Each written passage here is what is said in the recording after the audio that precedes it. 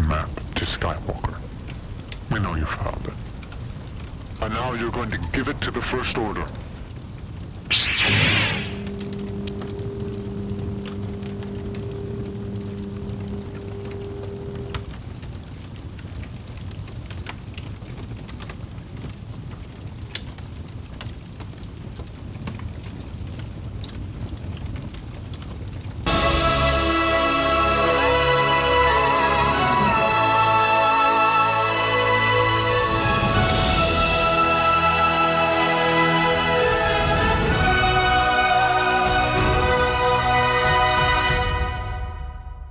The Force Awakens, a very controversial film in the Star Wars Skywalker Saga, you know, from the things it left behind and the things it will go on to create. But that's the thing, there are many, many good and great things about Star Wars.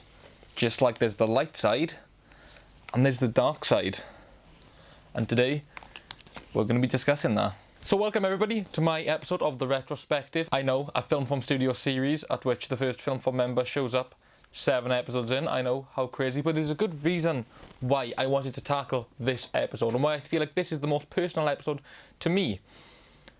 Because this is the first Star Wars film that I ever saw. And I know, I've seen Star Wars in a weird order and I can feel the ghost of Eric Elliott casted over me in disapproval. Not that he's dead, but you know, he's got magical powers, yeah. So you might be asking, why did I start with episode 7 and how did I not watch Star Wars as a kid? Well, I wasn't really shown Star Wars as a kid. I'm sure I've seen it in the sense of it's just been on and I've been present in the room, but I had never really seen Star Wars. So when The Force Awakens came out, I'll be honest with you, I thought it was a reboot. How old was I? I was 12, roughly that age. And yeah, I thought The Force Awakens was a reboot.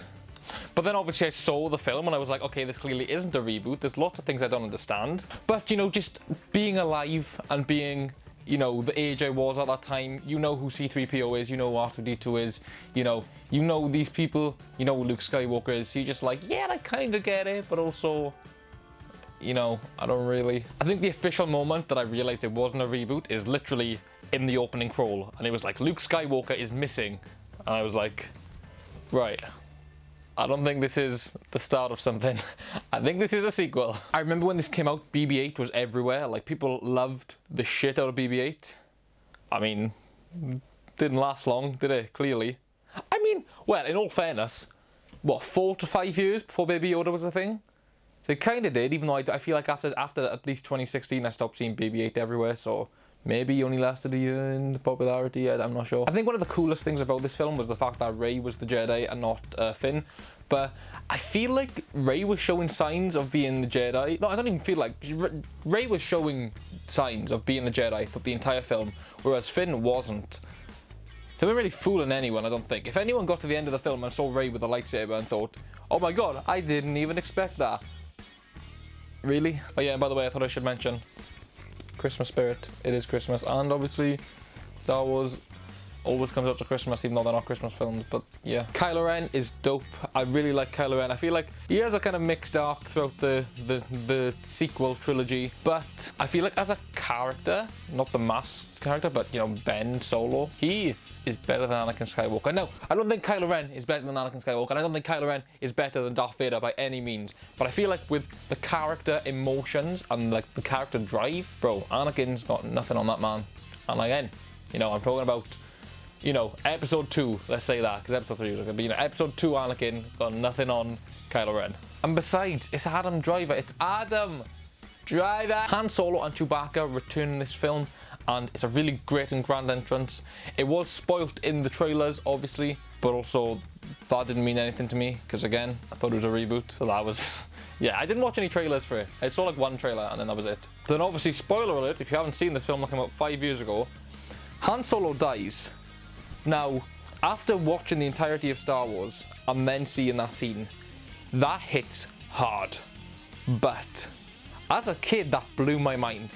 Because again, I hadn't seen any of the Star Wars, and then all of a sudden, this guy who's going out to help his son is dead. And I always had a theory as a kid that, I say as a kid, it was like 5 years ago, but I always had a theory where, because he says, I know what I have to do, but I don't think I have the power to do it, I always had the theory that it was Han Solo who used the lightsaber to kill himself, because that way Kylo Ren didn't kill him and therefore still has a chance to come to the light side and be a Jedi and not a Sith. I don't think they ever cleared that up, did they? I don't think they ever like did anything with that. I don't know. But yeah, that was my theory. And as a kid, I keep saying as a kid, don't get me wrong, I'm a lot older now, and the age difference between 17 to 12 is pretty like substantial. But it was 5 years ago.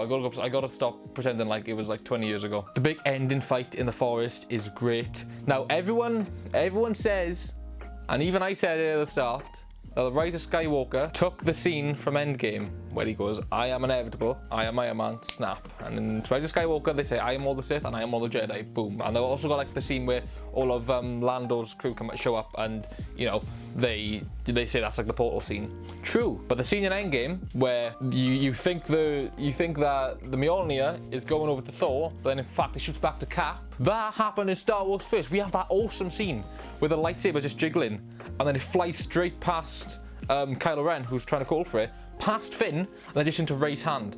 That's a sick scene. Then she ignites it. And I feel like the lightsaber colours get lighted over time. I feel like it's a much darker blue in this film, especially in this forest fight. Maybe just because they wanted to not make the colour of the white snow blend to it, I don't know. But that was fucking insane. That was really awesome.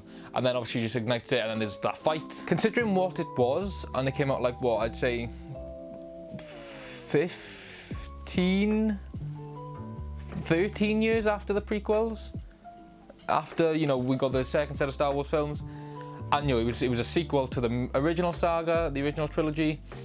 And considering what it spawned, which, you know, has mixed opinions, it wasn't bad. I feel like it definitely had its tropes. There's definitely some story beat issues that I feel like the pacing was slightly off in certain bits. Now that I'm more of a Star Wars fan than I was, and I've seen them all, it is just A New Hope. And I feel like everybody kind of admits that. It is just A New Hope. Yeah, so I guess I wasn't wrong when I said it was a reboot. I mean, you know, I wasn't incorrect, but also, you know, yeah, I was a bit of a wrong one. I think the best thing to take from all of this, and I don't just mean Star Wars in general, but like this review of this specific film, it was a good film. And no, it's by far not one of the best Star Wars movies, but when you really look at it, despite the fact that it is just a remake of A New Hope, which is a great film anyway, you know, it brought the new audience. It brought the franchise back to life, which it hadn't really died because obviously there was the TV shows, but you know, it definitely kind of spawned like Mandalorian.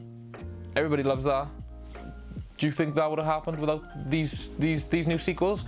Probably not, because this is where the Star Wars hype came from again. I mean, I literally have 2 copies of the same film just so I could do this review and say about the light side and the dark side. If that's not marketed, I don't know what it is. I went out my way to buy these just so I could make this review and do a little cool thing. Other than that, I have no use. But they got money off me. You see what I mean? Like they're gaining the money, and I feel like that's all they care about. Thank you so much for watching this video. Check out the last episode. It was Eric doing Return of the Jedi, and then obviously, you know, go even further back and you've got all these other creators who did some amazing jobs. There's 2 more episodes left after this.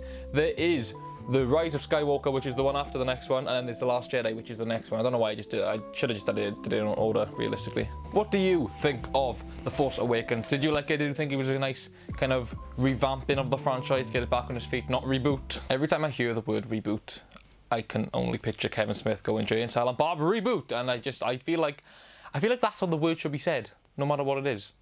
Get a new Power Rangers film, Power Rangers reboot. You get a new Star Wars film that isn't a reboot, but you think it is. It's the Star Wars reboot. I feel like it's the only way you can go about it nowadays. Thank you so much for watching. We upload videos every Wednesday and Saturday at 6:30 p.m. British time. If it's BST, it's 6:30 p.m. BST. If it's GMT, it's 6:30 p.m. GMT. We change the times. It doesn't stay consistent. So if you're not on the British time zone changes, then the times are a bit weird for you. But I have too much going on to give a shit about that. Thank you once more. And I will see you all in the next video. Goodbye.